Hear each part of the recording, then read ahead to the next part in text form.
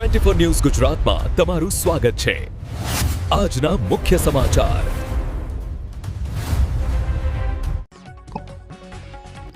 કચ્છ જિલ્લાના સમખિયાળી માળિયા હાઈવે પર હથિયારો સાથે વાહન ચાલકોને રોકી દાદાગીરી કરનાર બે શખ્સોને લાકડિયા પોલીસે ઝડપી પડ્યા છે। સોશિયલ મીડિયામાં વાયરલ થયેલા વિડીયોના આધારે પોલીસે તાત્કાલિક કાર્યવાહી હાથ ધરી હતી।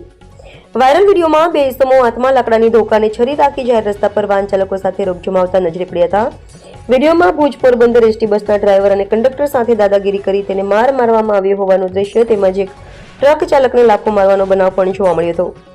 સ્થાનિકો મુજબ આ ઘટના ભચાઉ તાલુકાના કટારિયા નજીક માનસ હનુમાન ધામ પાસે શનિવારે બની હતી। વિડીયો ગઈકાલે સોશિયલ મીડિયામાં વાયરલ થતા જ લાકડિયા પોલીસ હરકતમાં આવી હતી। લાકડિયા પોલીસે વિડીયોમાં દેખાતા આરોપીઓ તથા થાર ગાડીની ઓળખ કરી છરી અને લાકડાના ધોકા સાથે બંને આરોપીઓને ઝડપી પડ્યા હતા।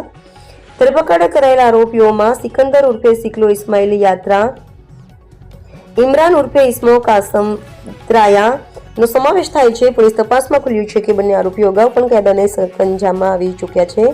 સિકંદર ત્રાયા સામે Gandhidham A division, Bhuj B division સામે સામખિયાળી પોલીસ મથકમાં હથિયાર ધારા સહિતના ગંભીર ગુનાઓ નોંધાયેલા છે, જ્યારે ઇમરાન ત્રાયા સામે ગાંધીધામ એ ડિવિઝન સામખિયાળી અને લાકડિયા પોલીસ મથકમાં ગંભીર ગુના પ્રકારના ગુનાઓ નોંધાયેલા હોવાનું જાણવા મળ્યું છે। લાકડિયા પોલીસ ઇન્સ્પેક્ટર જેમ જાડેજા તથા તેમની ટીમે આ કાર્યવાહી હાથ ધરી હતી। પોલીસે બંને આરોપીઓની ધરપકડ કરી આગળની તપાસ શરૂ કરી છે। રિપોર્ટર વસીમ સિદ્દીક, કોટવાળ, આડેસર।